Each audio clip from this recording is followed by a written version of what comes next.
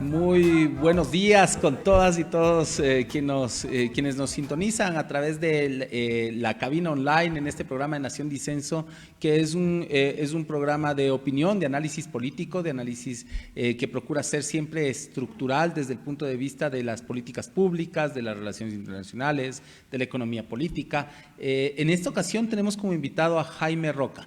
Jaime Roca es sociólogo, una persona con amplísima, digamos, no solamente experiencia, sino un bagaje cultural, político. Él ha sido viceministro de Educación, ha estado a cargo de puestos clave en el quehacer público y sobre todo un catedrático universitario en la Universidad de Guayaquil que lo hace, y en lo personal digo, una pieza clave en el andamiaje de la sociología y del debate sociológico en el Ecuador.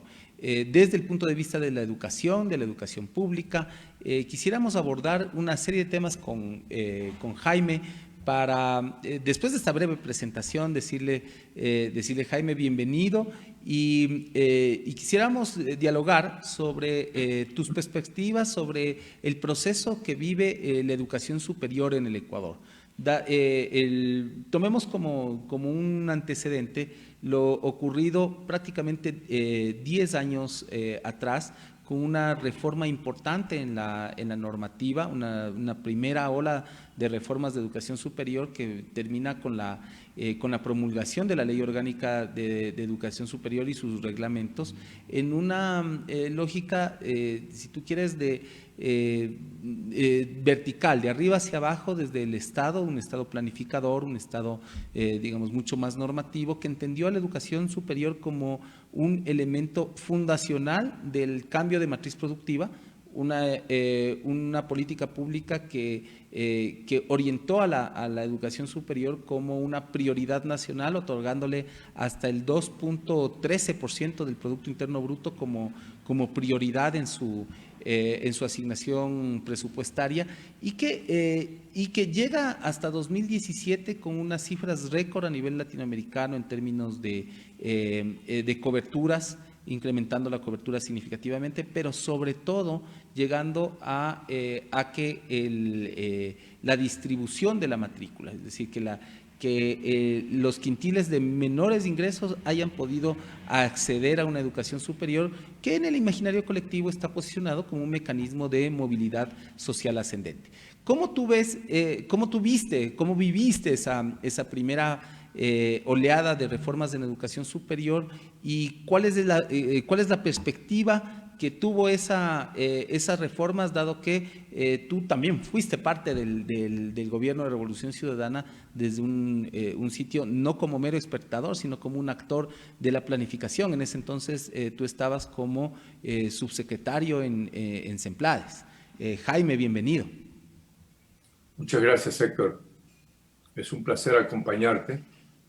Es un placer poder tener la oportunidad que me brindas de dirigirme al país, a los compañeros y compañeras que están fuera del país, para tratar estos temas que son extraordinariamente importantes para el desarrollo del país, y de manera especial en una coyuntura tan o sumamente importante, perdón la redundancia, en términos de tratar de recuperar la patria y reconstruir un camino hacia la prosperidad, hacia el desarrollo que todos los ecuatorianos y ecuatorianas deseamos.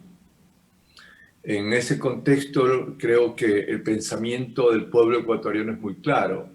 La educación superior juega un rol fundamental en la construcción de una sociedad, especialmente de una sociedad contemporánea, una sociedad siglo XXI, donde las demandas tecnológicas, científicas son importantísimas, pero no es menos cierto que la ciencia y tecnología debe ir acompañada de un profundo sentido y una profunda formación humana del ciudadano.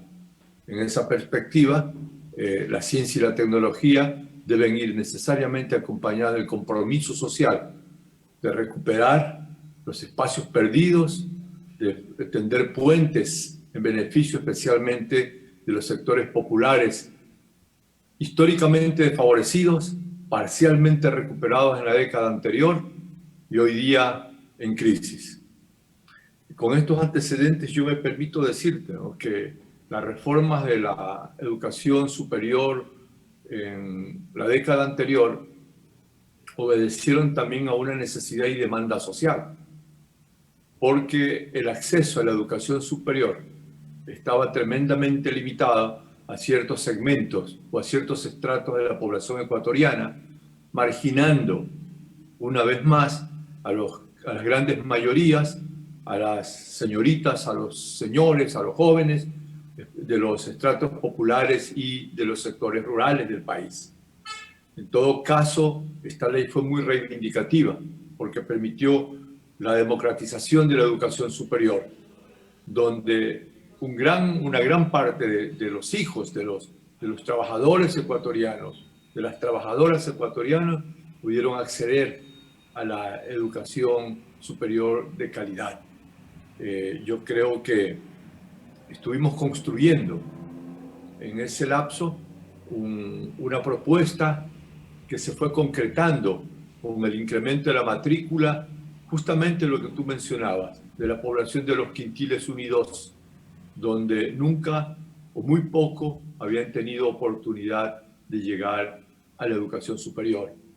La gratuidad de la educación en todos sus niveles, incluido el tercer nivel, como mandato constitucional expresado muy claramente en la ley correspondiente a educación superior, dio paso a este ingreso importante del talento ecuatoriano, de los sectores populares que lograron no solamente concluir su nivel tercero en universidades ecuatorianas, sino que también fueron favorecidos con el Programa Nacional de Becas que les permitió acceder a la educación superior cuarto nivel en las mejores universidades del país. Yo me acuerdo con mucha gratitud, diríamos, ¿no?, a este proceso, a esta gran apuesta por la educación superior y en general todo el sistema educativo, el discurso de la señorita en ese tiempo que ingresaba a Yachay. Diana Armijos. Exactamente. Perdón, la señorita Armijos. No, ella era de San Miguel de Bolívar, de la provincia de Bolívar, una de las provincias más rezagadas, en un discurso hermoso, realmente trascendente, donde agradecía a la Revolución Ciudadana, al gobierno ecuatoriano, por la oportunidad que habían tenido los jóvenes ecuatorianos de los sectores rurales y menos favorecidos a educación de calidad. Ese es un ejemplo muy claro. Hoy día sé que se graduó este año con muchos honores y creo que esa es una respuesta muy clara de lo que aconteció en aquella época. ¿Y qué te voy a contar? Yo tengo muchos amigos de familias muy modestas que hoy día son médicos, que son abogados, que son químicos, que son ingenieros agrónomos, que son arquitectos, que lograron a través de esa transformación de la educación superior acceder a este nivel, ¿no?, de enseñanza. Disculpa que te interrumpa ahí, Jaime, porque la metodología, tú sabes, como también asiduo de este programa, que es precisamente en un va y viene. Nosotros probablemente, digo, como sociedad ecuatoriana estábamos acostumbrados a que la educación superior sea un vehículo casi exclusivo y excluyente de las clases medias y altas para mantener una lógica de apartheid de los medios de producción y más aún pensando en que en una sociedad de un capitalismo tardío el medio de producción por excelencia es la tecnología. Al excluir a las clases populares del acceso a la tecnología como un medio de producción determinante para su movilidad social, teníamos el cóctel perfecto para mantener la dominación desde las clases más altas hacia una predeterminación de roles que ya te establecía la misma sociedad. ¿Cómo impactó en estos, y desde tu posición como profesor universitario, cómo impactó, cómo viste tú en la Universidad de Guayaquil el cambio en ese acceso? O sea, la gratuidad no fue, sino la expresión de probablemente la punta del iceberg de lo que representaba el derrumbar barreras para el acceso a la educación superior de parte de los menos favorecidos en la población ecuatoriana. ¿Cómo lo experimentaste tú como profesor? Bueno, tú planteas un escenario, ¿no? Pero realmente hay dos escenarios. Uno, el que tú señalas, el mantenimiento del status quo, el mantenimiento de un sistema de dominación en un sistema económico definido, totalmente subdesarrollado, dependiente, sin mayores alternativas de transformación económica y social. Entonces, en ese contexto, los grupos de dominación ecuatorianos siempre mantuvieron una política de apartheid, como tú dices, donde los sectores populares no tenían acceso a la educación, ya sea por los diferentes mecanismos coercitivos de carácter académicos y también por las dificultades económicas que implicaban acceder a la universidad. Entonces, ese es un escenario. En una sociedad todavía muy amarrada tradicionalmente a una producción más rural, atrasada. Eso hasta el siglo anterior, fin del siglo anterior.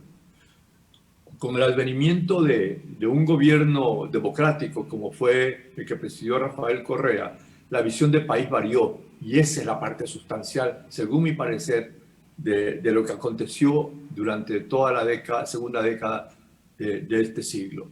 En términos de que se percibió la necesidad de cambiar no solamente la matriz productiva, sino la matriz energética, como los elementos claves en el desenvolvimiento de una economía más moderna.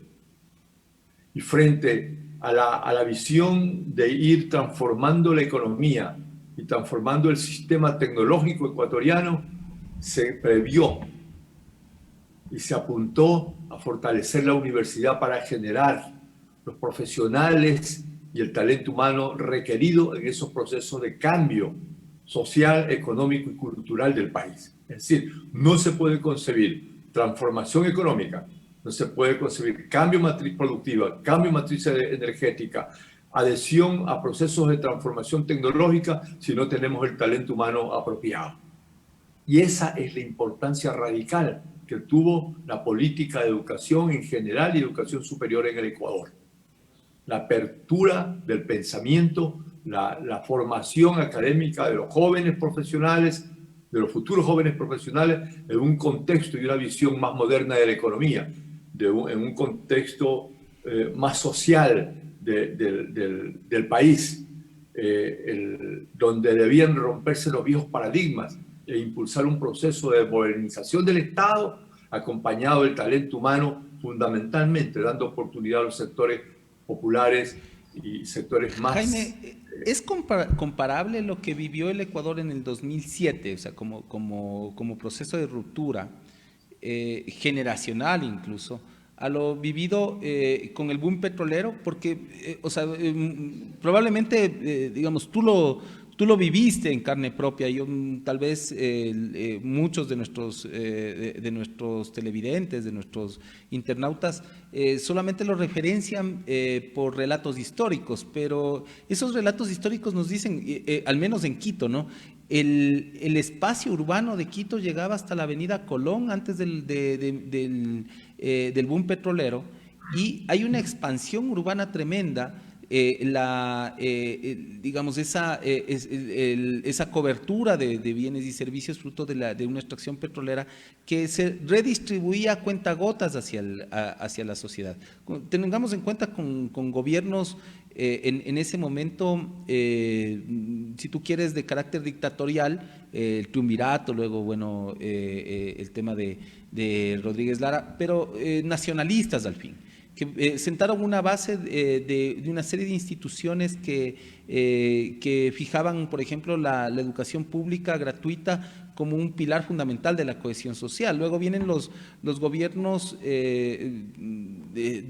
muy alineados al consenso de Washington, los 80s, 90s, pero en 2007 hay una ruptura similar con lo que hubo en el país antes del 68, antes del 70. ¿Es comparable con eso o representó una ruptura mucho mayor en términos de los paradigmas tanto productivo como cognitivo? Bueno, también son dos situaciones diferentes, ¿no? El Ecuador de los años 70, el país petrolero, irrumpió en el escenario latinoamericano como un país que venía de una situación muy arcaica en lo económico, en lo productivo en general y en lo social. Es decir, las fuerzas sociales dominantes estaban representadas en los agroexportadores, básicamente, ¿verdad? Y en los terratenientes. Y una posesión exagerada de la tierra en manos de los terratenientes. Entonces, ¿qué es lo que impulsa el gobierno de aquella época? Especialmente presidido por el general Rodríguez Lara. Es la reforma agraria, donde se pretendía estructurar una nueva sociedad partiendo de la producción agrícola y de la distribución social de la riqueza en aquella época. Para eso tenía un argumento muy poderoso que eran los ingresos derivados de la explotación y venta del petróleo en el mercado internacional. Fue un impulso modernizador de la economía, donde se apoyó mucho la industria, se generó un plan nacional de desarrollo con una visión reformista totalmente, pero también no es menos cierto que el talento humano no teníamos. Es decir, los procesos de cambio se vieron también limitados por la falta de talento humano, por un lado, y por el otro lado, la capacidad de generar infraestructura productiva para procesar esos cambios que se planteaban políticamente, tampoco estuvo. Pero no pasó lo mismo en 2007 entonces. O sea, hablemos... No. A ver, vamos con el disenso. Es que el 2007 tenemos una sociedad ya diferente. Ya no tan amarrada a la tradicional explotación agrícola del país bananero 100%, monocultivista, casi exclusivo de banano. En los años 2000 en adelante, ya hay una modernización de todo el mundo y el Ecuador también, vía la revolución tecnológica de los años 80 y 90, que cambiaron totalmente no solamente las relaciones tecnológicas, sino las relaciones políticas y económicas de poder. Entonces surgió una banca mucho más poderosa, un sistema financiero mucho más poderoso, y evidentemente la tecnología pasó a constituir un elemento sustantivo de este proceso de cambio. Pero no teníamos acceso y estaba concentrada.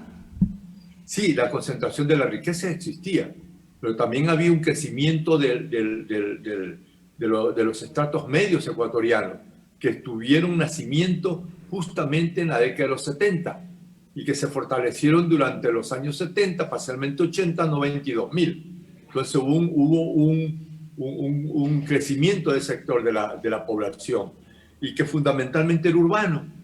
Y el urbano, por las condiciones que generó los procesos revolucionarios de los años 70, presididos por Rodríguez Lara, como dije. Entonces ahí se ven las primeras oleadas migratorias fuertes en el Ecuador. Pero es producto del intento de modernización del Estado ecuatoriano. En el año 70, si no me equivoco, la población de Guayaquil era de 814.000 habitantes. Hoy día está por encima de los 3 millones de habitantes. Entonces, para el censo de 1974, si no me equivoco, Guayaquil no pasaba de los 800.000 habitantes. era un proceso de migración del campo a la ciudad que se originó bajo los tradicionales criterios de análisis que se mantienen hasta el día de hoy, ¿no? Abandono del campo, falta de crédito, falta de modernización del aparato productivo, servicios sociales muy deficientes y de baja calidad en general. ¿Y cuál era la situación de la educación superior en ese tiempo? O sea, le hablo en ese tiempo al joven profesional Jaime Roca. Era totalmente excluyente, ¿eh? Salvo los movimientos de cambio que suscitaron los estudiantes en los años 69-70, en el último año del velasquismo y el inicio del gobierno de la dictadura, permitió el ingreso de los estudiantes a la Universidad de Guayaquil y luego a la Universidad Ecuatoriana. Fue una lucha sangrienta, ¿no?, que costó vida de estudiantes, pero se logró modernizar. Y este estallido social que permitió un acceso a la Universidad Ecuatoriana de una manera más democrática, es el resultado también de los movimientos estudiantiles de la década de los 60 que se decantaron en América Latina en inicio de los 70. Es decir, las revueltas de París, Frankfurt y Berlín, es eso. Las demandas progresistas del mundo también se decantaron en el Ecuador y dieron paso a una gran presión social estudiantil que permitió la democratización y el acceso de una gran parte de la población ecuatoriana pobre, sin mayores posibilidades, a la Universidad Ecuatoriana. Pero luego eso fue trunco a partir del 82, 83, con las reformas económicas neoliberales y la adopción del credo del expresidente Hurtado. O sea, es similar a lo que pasó ahora, ¿no?, con Moreno. O sea, un proceso de democratización social, de profundización del rol del Estado en función de los intereses de las grandes mayorías, una redistribución de la riqueza petrolera, pero al final del día un cambio de orientación en el timón deja trunco esas demandas populares y da paso a un proceso de estancamiento que duró prácticamente 25 años. Sí, en efecto es así, pero ¿cuáles son los mecanismos que permitieron que esto sucediera? Porque el planteamiento general que permitió el acceso a la Universidad Ecuatoriana fue la democratización y no cobro de la educación superior tal como lo indica la Constitución. Entonces eso sí permitió un acceso a la universidad. Pero en la práctica, tanto en los años 80 como actualmente, está escrito en papel el libre acceso y la democratización educativa superior y media, pero en la práctica cambiaron los roles, porque hoy en día el estudiante, tal como aconteció antes de los 70, tiene que pagar, pues, tiene que pagar no solamente en la matrícula, sino que tiene que pagar en los textos, tiene que pagar en el equipamiento, tiene que pagar en los medios tecnológicos. Lo mismo sucede con la educación básica. Los padres de familia tienen que comenzar a sufragar los textos, los cuadernos, tienen que comprar su propia computadora, es decir, están trasladando a los padres de familia, a la familia ecuatoriana, los costos de la educación, contradiciendo de manera muy clara no solamente la Constitución, sino las demandas sociales de la población ecuatoriana. Eso uno tiene que tenerlo muy claro.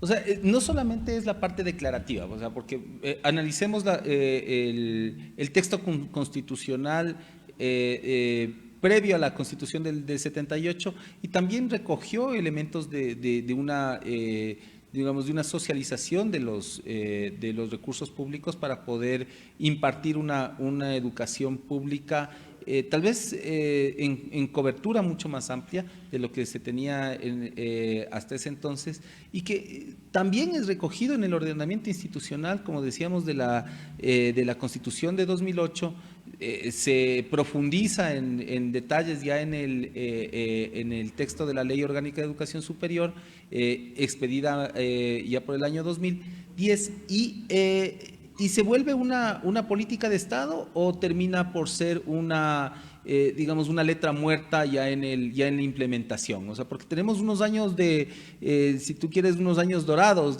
donde incrementas la matrícula, democratizas el acceso a los quintiles más, digamos, más pobres en ingreso, pero también tienes un ascenso importante en la calidad de vida de los profesores, una mejora sustantiva en el ingreso, en el salario de los profesores, la carrera del investigador y sobre todo en términos de calidad educativa. La Universidad Ecuatoriana, no por ser amante a los rankings, pero sí es una medida, digamos, de un aproximado para ver hacia dónde se orientaba, fue escalando sitiales a nivel internacional. Pero hoy vemos, yo digo que el gobierno de Moreno es similar al gobierno al gobierno de Osvaldo Hurtado, en el sentido de que dejan trunco un proceso de modernización, de socialización de los medios de producción, y da paso a una agenda absolutamente neoliberal y precarizante de la población. Sí, mira, en declaratoria la gratuidad de la educación se mantiene, ¿no? Pero en la práctica no, eso es lo que venimos sosteniendo. Es totalmente regresiva, si tú quieres, la política educativa ecuatoriana. Pero yo quiero tocar dos temas que tú señalaste hace un momento. Uno es la calidad del talento humano. Los procesos que vivió la educación superior en los años 70-80 también se vio, no es menos cierto, enfrentada a problemas casi de carácter estructurales. Es en la formación del talento humano. No habían suficientes maestros para poder enfrentar la demanda de estudiantes que querían seguir educación superior. En esa época teníamos cursos de 150, 200 y 300 estudiantes, pues. Y no teníamos los suficientes profesores para poder enfrentar esta demanda, por un lado, y tampoco no teníamos los recursos financieros que el Estado no transfería. Entonces, ahí hay un problema muy grave, ¿verdad? Ahí hay varios analistas que plantean que la calidad de la educación no fue lo suficientemente fuerte como para sostener el proceso, y también que los profesores, es decir, no hubo una política de formación docente. Para señalarte un ejemplo así, lo que te acabo de mencionar. En cambio, en los años 2007, la situación varía un tanto. Si bien es cierto que hay aún necesidad de talento humano, ya se habían fraguado en cierto espacio de tiempo y de alguna gente que había salido posibilidades de tener docentes con mayor calidad y mayor número, aún insuficientes.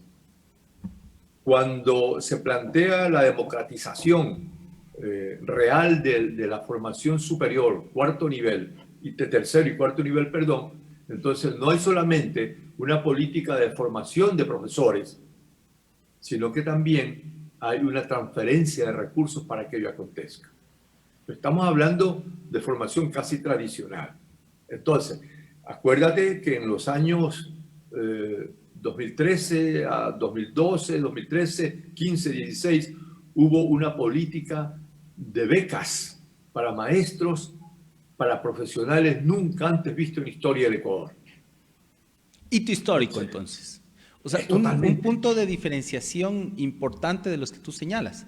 O sea, en la perspectiva temporal, haciendo parangón a los procesos, digamos, de gobiernos nacionalistas, de gobiernos, si tú quieres, con unos parámetros progresistas en la educación superior, se ve al menos dos constantes, ¿no? Uno, el deseo de incremento de la matrícula, y un deseo también de incremento de calidad. En un caso, sesgada por el tema, más que sesgada, limitada por el tema de recursos, y en el otro con acceso tal vez un poquito más de recursos porcentualmente, en relación al PIB, se procura profundizar el tema de la formación docente con la política de becas. Entonces, una política de becas que llegó a becar a las mejores universidades del mundo, a 20,000 ecuatorianos, que hoy justamente no encuentran la posibilidad de regreso y de incorporación a la academia que tanto necesitaba. ¿Qué pasó?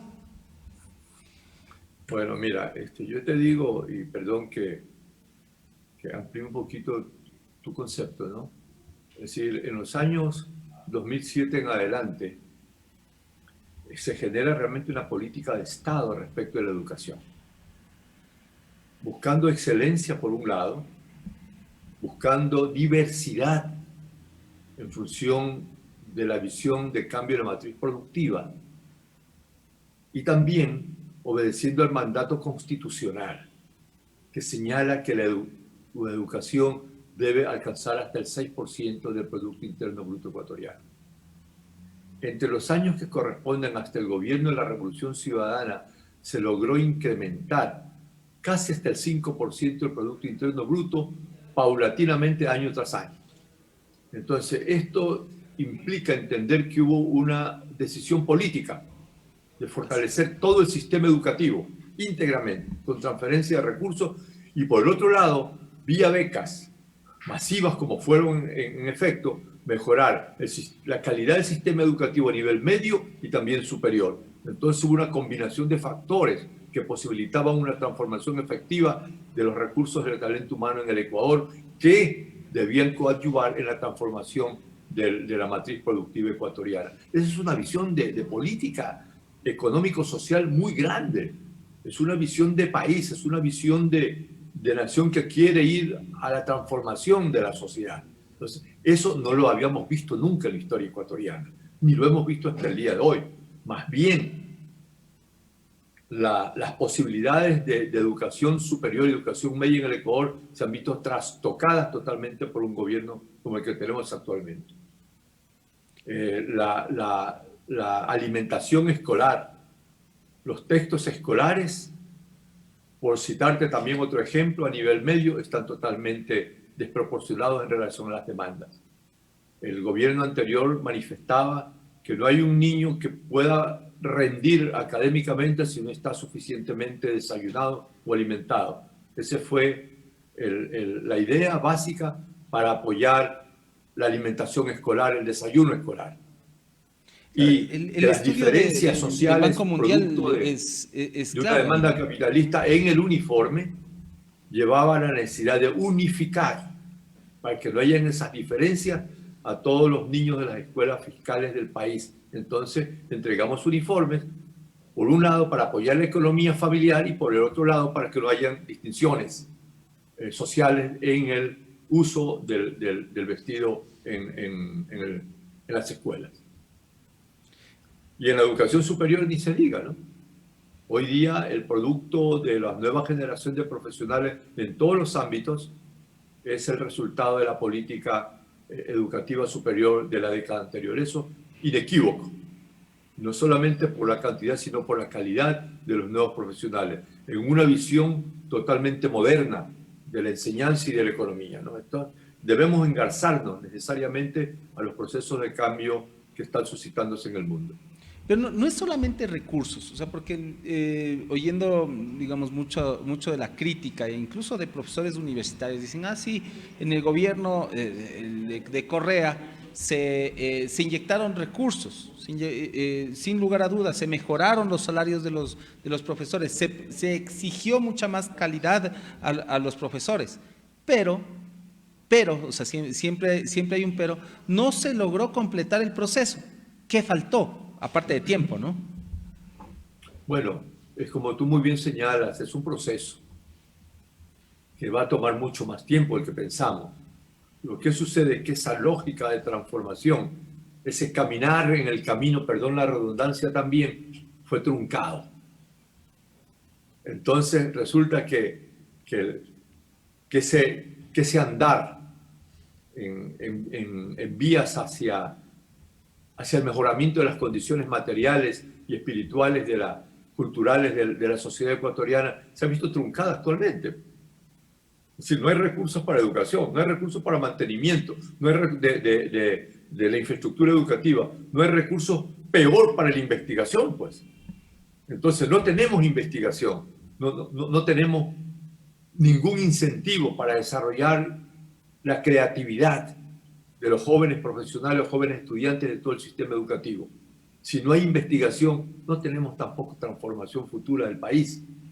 No hay recursos, no hay asignaciones presupuestarias para investigación y desarrollo en las universidades del Ecuador. No estoy hablando solamente de la Universidad de Guayaquil. Entonces, en ese contexto, ese proceso del que tú hablas, del que tú señalas, que se vio trunco, por supuesto que se ha visto trunco, pero como vuelvo a señalar, es un proceso que no concluye nunca, sino que va mejorando paulatinamente. Y ese mejoramiento que se está haciendo en el camino de la transformación de la sociedad se ha visto obstaculizado en estos momentos por la falta de recursos, por la falta de intencionalidad de cambio de la universidad, de la sociedad ecuatoriana para acoplarse a las demandas que exige hoy día el propio país y la comunidad internacional. ¿Y hay resistencia en la, o sea, obviamente no puede ser homogéneo el pensamiento de más de una masa crítica ya no puedo hablar de intelectuales ni solo profesionales, sino de ciudadanos que construyen la universidad en el día a día.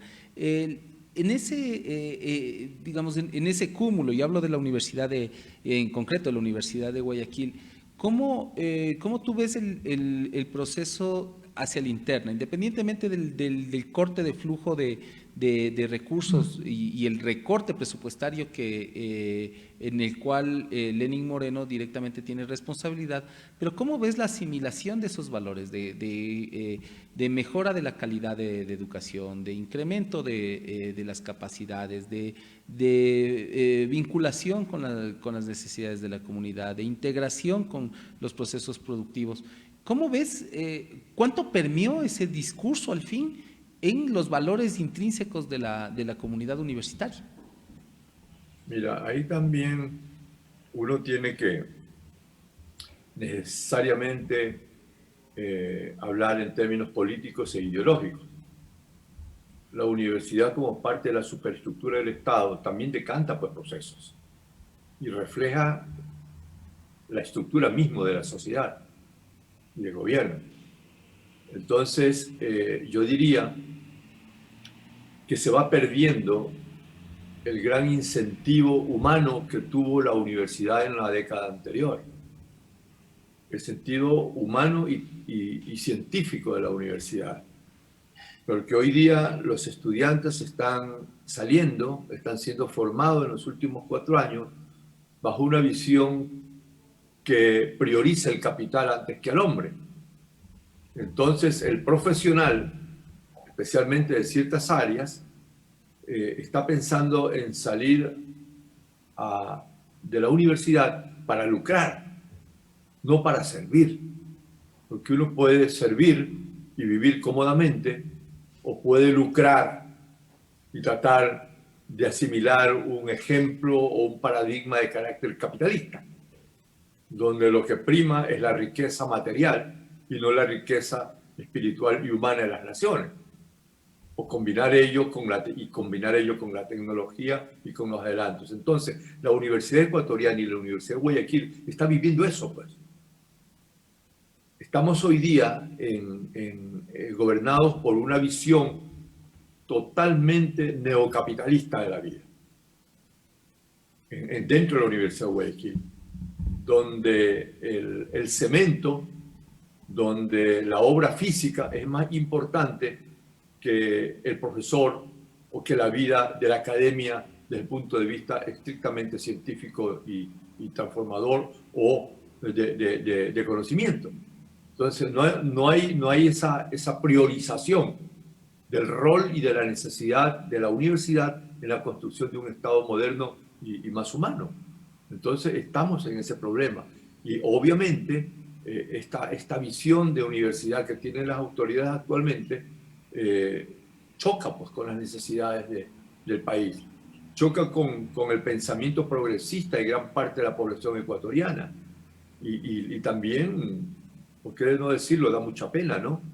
Que el espíritu joven de los universitarios hoy en día se pierda, por decirlo así, en ese paradigma tan chocante del capitalista de de ver lo material por encima de las necesidades del hombre.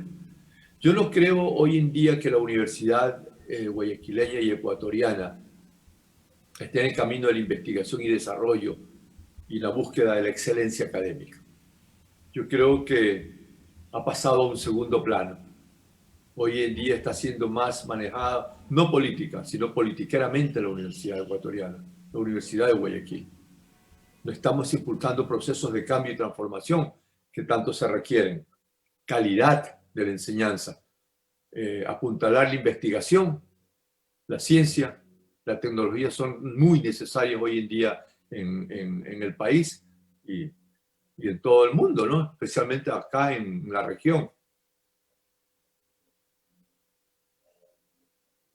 En ese sentido, y tú mencionas un elemento central en lo que ya no podemos decir el político, sino el pensador político, un pensador político referencial latinoamericano representa, que es José Mujica, en una intervención en la Universidad de en la Universidad de Oxford. Señala y quiero compartir contigo, Jaime, a partir del minuto 27 de esta presentación que hace ante la Asociación de Estudiantes y de Políticas Públicas, justamente en Oxford, y señalaba como el punto central de lo que debe ser la comprensión de la vida, ¿cierto? El sacarnos de la cabeza esa obsesión por el acumular más dinero y más bien centrarnos en el ser humano como una propuesta de cambio civilizatorio. Te propongo escucharle a José Mujica por un par de minutos en esta reflexión para luego retomar nuestra conversación, querido Jaime, y ver y desglosar esto, cómo le impacta esta forma de pensar, porque esto es lo que está comprometiéndose en una visión de gobierno más progresista versus la radicalización del capitalismo obsesivo por esa acumulación ya insaciable de números en sus cuentas de bancos. Vamos adelante con esta intervención de José Mujica, que me parece muy importante traerla a colación. Muy bien. Y hasta precisamos especialistas para integrar a la gente. Yo tengo muchos compañeros, los quiero en pila, pero si tengo un ataque cardíaco, preciso un cardiólogo, ¿verdad? Y así nos pasa en todo, dependemos de los otros. Sin la sociedad no somos nada, absolutamente nada. Es mentira la afirmación de que solo existe el individuo y la familia. El individuo y la familia no dan respuesta sin el peso que tiene la construcción civilizatoria de la sociedad y de lo que significa la sociedad. Por eso precisamos la política. Y precisamos la política precisamente porque si cada uno es un punto de vista, es una diferencia, alguien tiene que administrar los conflictos que producen las diferencias. ¿Por qué tenemos diferencias? Porque pertenecemos a clases distintas, porque estamos ubicados en distintas pirámides de la producción, de la distribución, porque hemos recibido culturas distintas, porque genéticamente tenemos diferencias, porque nuestros grados de inteligencia son distintos, por un montón de cosas, por religión, por influencias corporativas. Por lo tanto, es ineludible que hay conflicto. Y si fuéramos perfectos y dioses, no precisamos de la política. Pero hay que administrar esas diferencias. ¿Para qué? Para que sobreviva el gran bien que es la sociedad. El bien común, la existencia de la sociedad. Vivir es siempre convivir con otros hombres, con otras mujeres, con otros intereses. Y ese es el papel domésticos de la política, terciar, poner límites en el marco de nuestras diferencias, a veces bien, a veces mal, a veces acertado.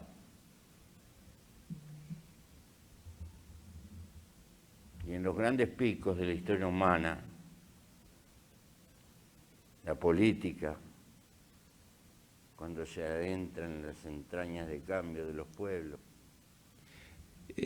Jaime, Sí. nuevamente retomamos.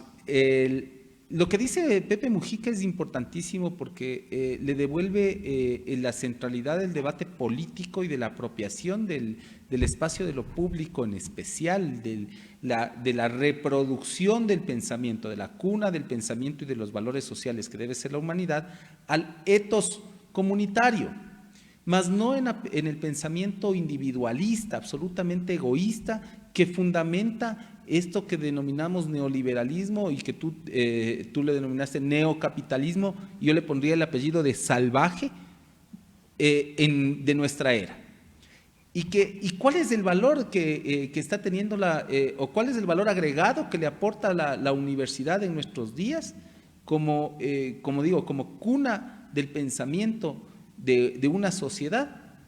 Pues absolutamente, al menos desde mi punto de vista, está tratando de legitimar por debajo esas lógicas depredadoras del gran capital. No sé cómo tú observas desde la universidad digamos, ese rol de la educación superior, en tanto ya no crítico o de pronto yo me equivoco, sino que estamos viviendo otra época. Mira, yo veo también dos situaciones.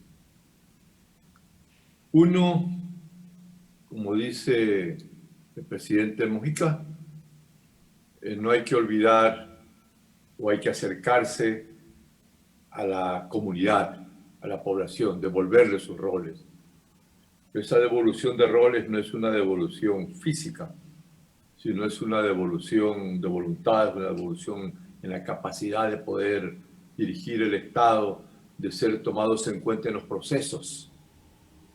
Y ser tomados en cuenta en los procesos no es una invitación a una conferencia donde se dice qué hay que hacerse, sino que es la formación de los hijos, de las familias, que permitan integrarse inteligentemente y propositivamente a esos procesos de cambio.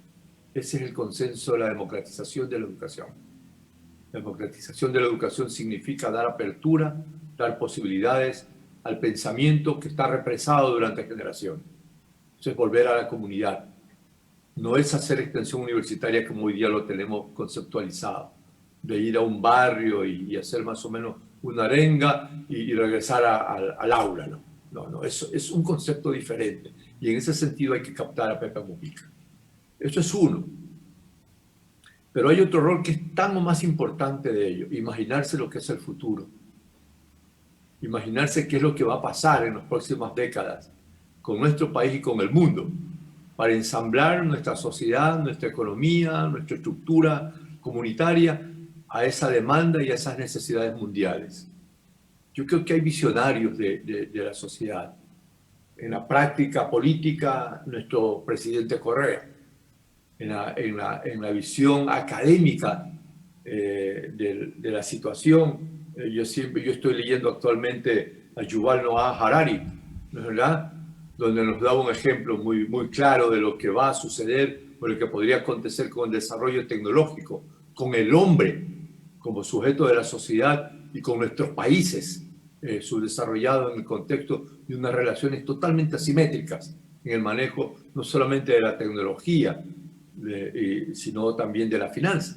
Entonces, hay que ir viendo cómo va caminando el mundo, cómo las grandes corporaciones están dominando y cuáles son los roles que se están señalando en la nueva división internacional del trabajo, que ya no es la nueva división internacional del trabajo de Marx, sino que es la nueva división internacional del trabajo en el contexto de una sociedad totalmente diferente, totalmente cambiante, donde los roles de nuestros países y de nuestras comunidades son cada vez más deprimentes, diría yo, que en el ¿Y pasado. qué rol inclusive. tiene la universidad en esa reproducción de pensamiento? Porque hacia Que la allá Universidad iba Ecuatoriana, Mujica, ¿no? en el contexto de un gobierno, de una visión de país como el que tenemos, ahorita es regresiva.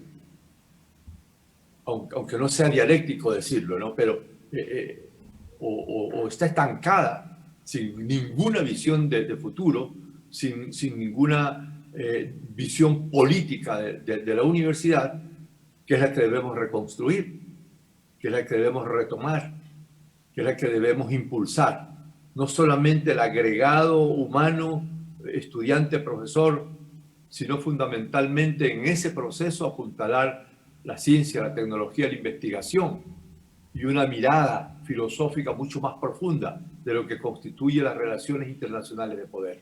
Y ahí debemos nosotros reconstruir una sociedad diferente, una universidad diferente también, con visión de futuro, con una visión social, como dice Pepe Mujica, pero también sin perder la perspectiva de las relaciones mundiales de poder.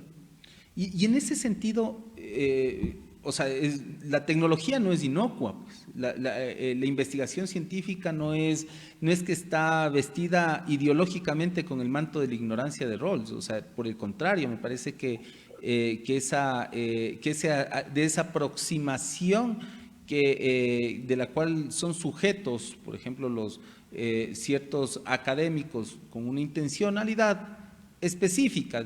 Voy a poner el caso de ciertos catedráticos y por ponerle nombre y apellido, de la Universidad de las Américas, dirigida por el señor Carlos Larreategui, donde te ponen un marco ideológico por encima incluso de la libertad de cátedra.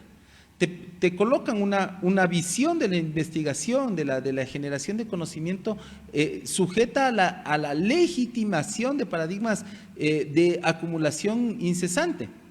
O sea, no por nada terminan poniéndole un doctorado honoris causa y entregándole un título académico a una persona que ni siquiera hizo mérito, ¿no? El señor Lazo. Y que a través de sus discursos legitimados con un membrete universitario tratan de construir una realidad que definitivamente es desbordada por las circunstancias, ¿no? Por las circunstancias de la propia pandemia. ¿Cómo tú ves esa, ya no dialéctica, ¿no? Sino esa construcción en crisis de paradigmas que se chocan con las realidades, ¿no? Que vivimos más en esta situación de pandemia? El ejemplo que tú señalas es ideología pura, pero es ideología de la dominación, pues. No es ideología de la liberación, no es la ideología de la independencia y de la democracia, es ideología de la dominación pura, donde lo material, donde el capital es la variable independiente de ese proceso. Obviamente, yo diría que no señalan o no se ve actualmente en la Universidad Ecuatoriana esa perspectiva futura, que también es de ideológica, de inteligencia artificial que comienza a dominar el mundo, que tiene bajo sus esquemas todos nuestros datos, inclusive de carácter personal, para todo tipo de fines, es una realidad, pues. Una realidad que es manejada a través de los sectores dominantes del mundo que tienen bajo su control todo lo que significan los procesos tecnológicos y científicos, junto con los financieros. Yo creo que eso hay que entenderlo también, porque lo que tú señalas como ejemplo de esa universidad es un ejemplo típico de una postura de dominación en una sociedad todavía tradicional, todavía dominante en el sentido de patrones arraigados en el pasado, porque no hay la discusión, no hay el intercambio de criterios e ideas y la lectura, sino que es la imposición de criterios, es la imposición de una ideología. Entonces, ahí no hay ciencia. Cuando la universidad lo que tiene que hacer es heterogeneizar la discusión, volverla mucho más amplia, más democrática y decantarla en el proceso, para que sea un aporte sustantivo al desarrollo del país. Pues si no, Y dirán, y discúlpame Jaime, dirán muchos que nos escriben a través del contacto por redes sociales, justamente nos dicen, bueno, pero ¿qué tiene que ver un ingeniero con la discusión ideológica? Y yo creo que mucho. ¿Cómo tú ves esa crítica de lo técnico versus lo político en la construcción del pensamiento universitario? ¿Acaso los ingenieros no tienen que ver con la parte política? ¿El matemático es un mundo aparte? ¿El mundo de la física es técnico y el economista, el sociólogo son los politizados? no, esa es la vieja visión del pasado, ¿no? Donde es como decir, yo soy apolítico, no soy ni de izquierda, ni de derecha, ni de centro, no soy nada. Lucio. Claro, ¿qué tiene que ver el ingeniero, dicen? ¿O qué tiene que ver el ingeniero químico o el químico farmacéutico en esta discusión, en esta visión de país? El ingeniero civil, por citar un ejemplo, es un técnico muy necesario en los procesos de cambio y transformación. Pero una cosa es que quiera ser un ingeniero para tratar de ser rico sin importarle a nada ni a nadie, y otra cosa es que sea un ingeniero con una visión de país que quiera construir puentes de la mejor calidad, porque ahí transitan mercancías y transitan humanos. Ahí transitan las posibilidades de cambio y desarrollo del país. Esa visión es la que requiere el técnico. Una visión que sobrepase sus propias fronteras personales, sino que vea el país en un armonioso proceso de cambio. Y lo que es más, cuando se generan estos cambios, el ingeniero tiene más trabajo, porque hay más necesidades. Lo mismo el químico, lo mismo el biólogo. O sea, no es solamente una visión política, sino también se convierte en una visión deontológica y un código de ética para cada una de las profesiones. Pero por supuesto, de hecho, es una ética social, una ética que transborda el comportamiento individual, sino que se convierte en una ética colectiva, en bienestar de la sociedad en su conjunto. Es una visión diferente. Como te decía hace un rato, ¿qué tiene que ver en esa lógica de pensamiento el biólogo marino, si él está más en la corriente marina y en las especies acuáticas? Pero las especies también se acaban cuando son depredadas salvajemente. Las especies sirven para el alimento de la persona, y el biólogo que no conserve, el biólogo que no tenga esa visión de servicio para que las especies permanezcan y puedan alimentar a los niños jóvenes y a la sociedad entera, pues no sé qué clase de biólogo sea. Entonces tiene que tener esta visión que trasciende los límites de la formación técnica, que es válida, que es sustantiva, que es necesaria, pero tiene que tener ese adendum, ese adicional de visión estratégica, de visión humana de la sociedad. En ese sentido, la formación universitaria tiene que apuntar allá. O sea, no es que la fórmula es la fórmula y como dicen 2 más 2 es igual a 4. En China, en la China comunista, en el gobierno digamos, de Corea del Norte, y 2 más 2 siguen siendo 4 en el gobierno de Trump. Es el para qué. Estoy sumando 2 más 2 son 4 con ese tipo de matemática, y qué quiero construir con eso. Es plantearnos una conciencia crítica de fondo en la cual estamos reorientando un paradigma de coexistencia.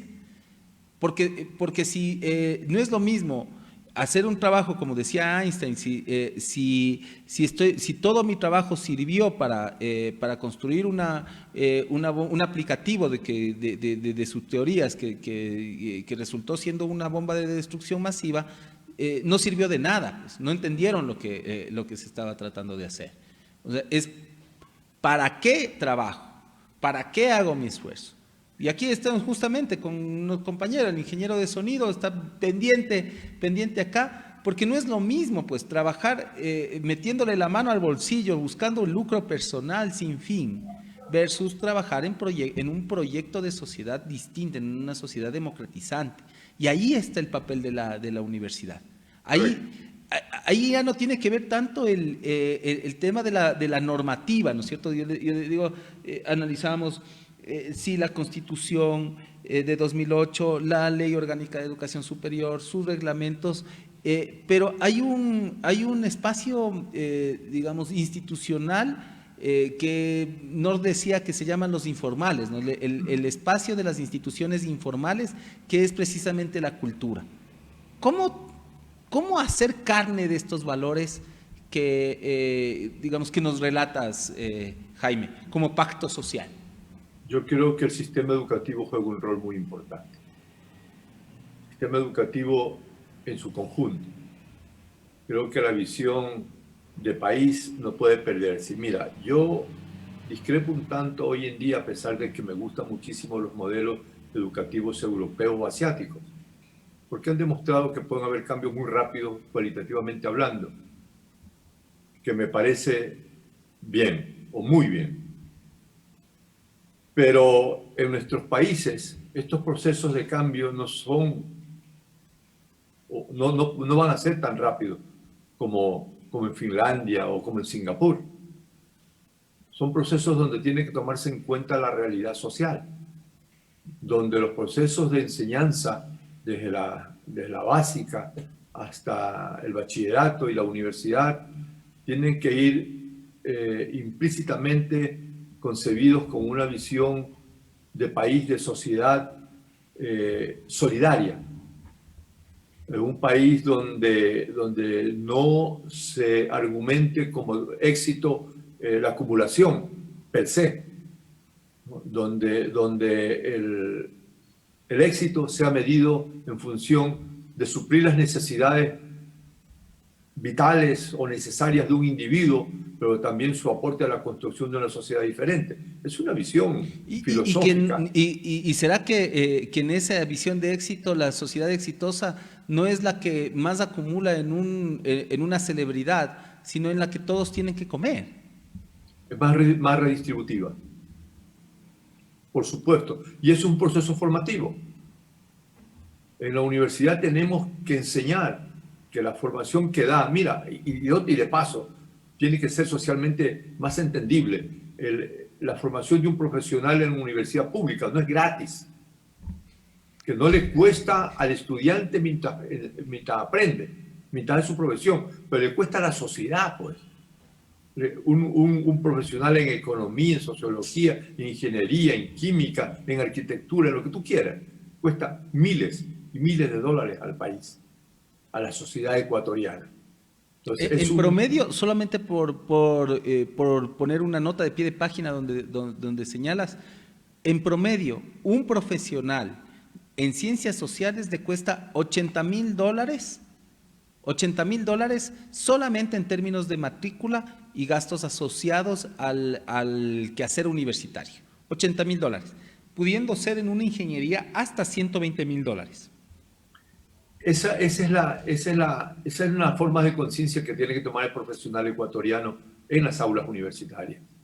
Normalmente decimos es gratis, no nos cuesta, vamos a salir, comenzamos a trabajar para volvernos ricos o para parecernos a los ricos en esa visión tan desastrosa de sociedad, ¿no? Pero no salimos para decir estoy ahorita trabajando para ayudar a construir el país, para dar oportunidades al resto de la sociedad. No salimos con esa conciencia, pero tenemos que construirla y debemos construirla en todo el sistema educativo. El baño de verdad necesario para esa cultura del simulacro, que juega un rol del quiero ser celebridad en YouTube o quiero ser celebridad en el TikTok, a partir de la viralización de ciertos contenidos vaciados digamos, de sociedad, de etos comunitario. Creo que es una de las labores más importantes que se le puede encomendar a la academia en estos momentos, y no como un eje de ciencia social o de ciencia comunicacional, sino como un valor transversal a cada una de las carreras, no como pensum, sino como valor. Y en ese sentido, Jaime, yo quisiera hacerte una consulta sobre cómo hacerlo. Porque, o sea, sí, hablamos de un proceso, pero ya al técnico, al docente de años, a la autoridad, ¿cómo hacerlo? Porque cuando le entrevistan a Andrés Arauz dice, bueno, sí, yo comparto esta es mi visión, y yo sé cómo hacerlo. En ese cómo hacerlo, le pregunto a quien es parte del equipo de la fuerza de choque, si tú quieres así decirlo, en el campo de la educación, en el campo de la administración pública, ¿dónde están esos cómo? Porque es fácil decir, sí, yo quiero llegar acá, pero ¿cuál es ese cómo? Bueno, el pensum es el pensum y la formación profesional. Está claro, ¿no? En ciertas áreas del conocimiento, como en sociología, filosofía, psicología, economía, es decir, en las ciencias sociales, seguramente está implícito alguna visión de esta naturaleza. En la formación socialista, pues hay líneas muy claras de formación. Sin embargo, no podemos dejar claramente establecido que lo que queremos también es excelencia profesional, que va a amarrar a la excelencia académica a través de un pensum, bueno o malo, regular, excelente, lo que sea. Y eso debemos mantenerlo y volvernos cada vez más exigentes para que el profesional salga mejor cada día. En eso no hay discusión. La academia no se discute ni se negocia. Se la hace, se la construye. El otro tema es lo que tiene que ver con la formación en valores, que es lo que tú dices. Yo estoy totalmente de acuerdo. No está dentro de la estructura académica, pero está dentro de la formación que la universidad y seguramente el sistema educativo bachillerato puedan dar. Y yo lo veo en dos direcciones. Uno, en la formación docente o en la organización docente. El docente tiene que organizarse porque también tiene un pensamiento filosófico. A pesar de estar sujeto a la línea, al caudal, a los márgenes que le da su hora de clase o su programa de estudio, también tiene una visión filosófica de la vida. Yo creo que la organización y la formación docente juega un rol importante, que es extracurricular. El segundo tema que yo digo que es importantísimo es la organización. La organización política, la organización académica extracurricular. Por decirte algo, la organización de jóvenes por la cultura, la organización de estudiantes por la política, la organización de estudiantes por el deporte, los clubes de ajedrez, los clubes de fútbol, de básquet, etcétera, son espacios formativos también y que hacen conciencia social cuando están encausados en una política de esa naturaleza. Entonces, los clubes o las asociaciones de profesores, volviendo a los profesores, no tienen que ser el lugar de encuentro para reírse o para tomarse un trago o para celebrar Navidad, sino que tienen que ser lugares de encuentro propositivos en la formación y la consolidación de la academia, a través de charlas, a través de eventos, etcétera, ¿no es verdad? Y me quedo con eso, Jaime, pidiéndote disculpas por lo atropellado de esta última parte, debido a que ya nos acercamos al tiempo en este canal. Quiero comprometerte para una discusión específica sobre educación básica y educación media, porque tenemos muchas consultas de nuestros internautas a la hora de ver la perspectiva de la educación, o sea, qué pasa con la educación con el COVID. Y quiero invitarte a un panel justamente para abordar este tema en 8 días. El día miércoles al volver del feriado, que digamos nos sitúa en una lógica también de reflexión de qué sociedad queremos construir. O sea, como Nación Disenso queremos hacer esas propuestas, unas propuestas de discusión específicas sobre cuáles son los temas que no se discuten en la parrilla de noticias, sino que se deben discutir con tiempo y que se deben instalar en la mesa de la comida, en la mesa del almuerzo, en la mesa de la cena, que se deben instaurar, como tú dices, en la asociación de profesores y en el club de básquet, en el club de atletismo de la universidad, que deben instalarse en el barrio, en la comunidad, porque solo así podemos superar el ostracismo de una sociedad enclaustrada en las imágenes de éxito de la celebridad, de moda o de la estupidez, del que el más tiene es el que más puede. Con eso te quiero agradecer y te dejo con tus palabras finales, Jaime, para reencontrarnos el próximo miércoles y hablar otra vez de disenso educativo. Muchas gracias, Héctor. Yo solo agradecer la paciencia de la gente que nos escucha, ¿no?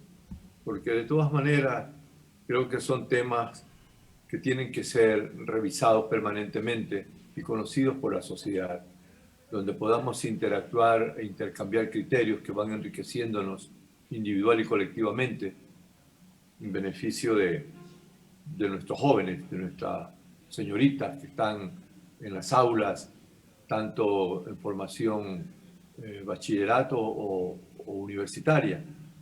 Y creo que a ti personalmente, por la oportunidad que me das de estar presente en esta discusión, realmente me siento muy honrado y muchas gracias a todos. Un abrazo para todos. No te olvides de compartir este contenido vía los grupos de WhatsApp. No te olvides de darle like a la página y sobre todo de compartir con el resto del foro ahí abajo con tu comentario. Te mando un abrazo, Jaime, un abrazo para cada uno de nuestros internautas y construimos democracia precisamente con disenso.